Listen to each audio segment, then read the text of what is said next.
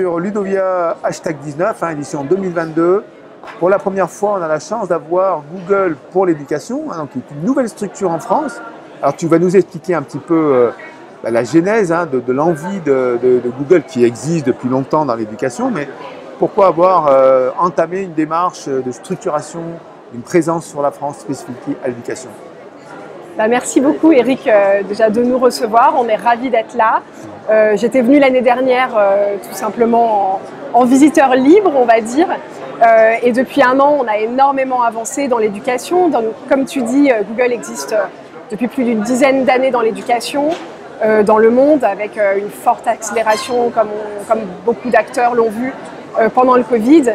Google était déjà très implanté aux États-Unis.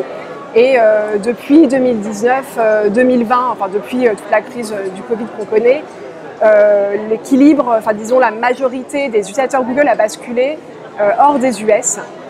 Et c'était une des raisons pour laquelle Google a décidé d'investir en France.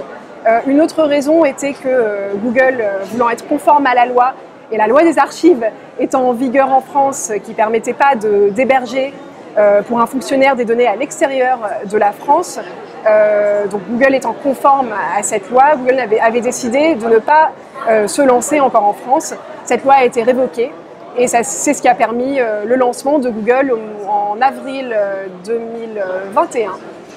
Voilà, et mon arrivée à ce moment-là, ravi. Ok. Alors nous, beaucoup d'enseignants connaissent la suite Google, les outils intégrés avec les différentes possibilités, qui fait un peu la force. On a vu sur la table ronde ce matin, on peut utiliser Google de manière fluide, interapplication, interopérabilité avec d'autres applications tierces, donc ça, souvent, on ne le sait pas. C'est ce fameux environnement qu'on appelle Classroom, Workspace, c'est ça? Alors, il y a plusieurs environnements. Ouais. Donc, l'offre Google pour Éducation est composée en partie d'une offre technologique. Et j'insiste bien sur le fait que c'est une offre technologique, même si on a une déclinaison éducation. Donc, il y a une offre entreprise qui est par exemple utilisée par Airbus, par Decathlon, par Auchan. Il y a l'offre grand public que tout le monde connaît, qui est d'ailleurs utilisée par de nombreux enseignants. Et puis, il y a l'offre éducation qui est encadrée par un contrat. Donc, il y a l'offre de messagerie collaborative qui est un équivalent en fait Gmail que tout le monde connaît, mais dans l'éducation avec la partie Classroom, donc de classe virtuelle. Ça, c'est, on va dire, la partie logicielle. Et puis, il y a la partie matérielle qui est le Chromebook, qui est très utilisé aux États-Unis, de plus en plus en France, beaucoup dans les pays du Sud, en Espagne, en Italie, en Angleterre, en Belgique. Et qui est de plus en plus connu en France. Le plus grand utilisateur en France, c'est la métropole de Dijon, avec à peu près 2000 élèves aujourd'hui de primaire qui s'appuient sur le Chromebook au quotidien pour leur accès au numérique en classe.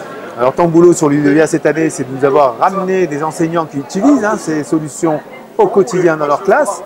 Et en fait, on a déjà des retours d'expérience. Vous pouvez parler de ce qui se passe dans les classes avec vos outils. Alors, de ce qui se passe dans les classes avec nos outils, on est présent dans le privé comme dans le public, comme je l'évoquais avec Dijon. Je pense que ce qu'on voit principalement, c'est que ce sont des outils. Enfin, la première chose qu'on nous dit, et ça peut paraître un peu bête, c'est que ça fonctionne. En fait, il n'y a pas de problème de charge, de montée en charge, il n'y a pas de problème de connexion.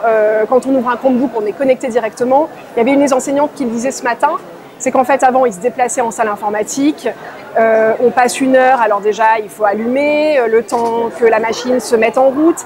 Et pédagogiquement, ça, c'est compliqué pour un enseignant parce que c'est du temps à meubler. Et ce qu'elle racontait, c'était qu'aujourd'hui, dans une classe, ils ouvrent le Chromebook, ils font une activité, ils le referment. La batterie dure 10 à 12 heures, donc ça ne fait pas peur à une journée de cours. Il n'y a pas d'interruption pour des mises à jour. Donc c'est tout simplement en fait, des outils où on va dire que la force de la technologie fait qu'on n'est pas impacté par la technologie. Enfin, c'est tout simplement qu'on peut se focaliser sur la pédagogie. Le professeur peut se focaliser sur son cours et n'est pas interrompu par des problèmes techniques. Mais c'est vrai que le mot-clé, c'est mise à jour. Ça, c'est la bête noire des enseignants. Ils démarrent un cours et pop, on va attendre une demi-heure que tout ça se mette en place.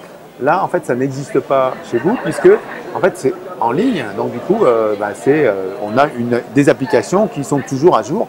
On a des applications qui sont toujours à jour. En fait, Chromebook fonctionne avec un OS en front-end et en back-end. Le back-end se met à jour pendant qu'on utilise le front-end et ensuite les deux OS permutent. Donc en fait, les mises à jour arrivent toutes les 4 semaines, mais on ne les voit pas. Donc on n'est jamais interrompu, c'est transparent. Voilà. En termes pédagogiques, donc on a vu plein d'applications possibles. En fait, c'est à la volonté de l'enseignant, qu'on soit dans physique, chimie, formation professionnelle, premier degré, supérieur. On trouve tout ce qui est possible. On voit une énorme diversité de manières d'utiliser Google. Les applications peuvent être utilisées ensemble, elles peuvent être utilisées séparément. Donc en fait, c'est un écosystème d'applications qui peuvent être éclatées. Pas le mot que je cherche. C'est un écosystème d'applications indépendantes. Donc on peut utiliser le Chromebook sans Workspace, on peut utiliser Workspace sur un iPad, pour faire un peu de pub à des concurrents. On peut utiliser tout simplement Classroom tout seul. Finalement, on n'est pas lié par l'outil, on n'est pas dans un environnement fermé. Et puis, on peut utiliser les ENT sur Chromebook, on peut utiliser les ENT en lien avec Workspace. It's Learning, par exemple, est déjà connecté avec Workspace. Et on travaille aujourd'hui avec d'autres ENT aussi pour des connexions avec leur environnement parce que Workspace et les fonctionnalités d'ENT sont complètement complémentaires. Ok, on va finir l'entretien, mais quelle est l'ambition en fait de Google pour Éducation pour la France, hein, parce que vous arrivez d'être tout jeune, entre guillemets, oui. Et puis vous avez envie de faire quoi Je pense que la principale chose qu'on a envie de faire, c'est vraiment d'aider. C'est d'être là au service des élèves, des parents, des enseignants et de travailler main dans la main avec le ministère pour répondre aux besoins aujourd'hui qui sont encore vraiment énormes par rapport au numérique et tout ce qu'on peut apporter à nos enfants aujourd'hui.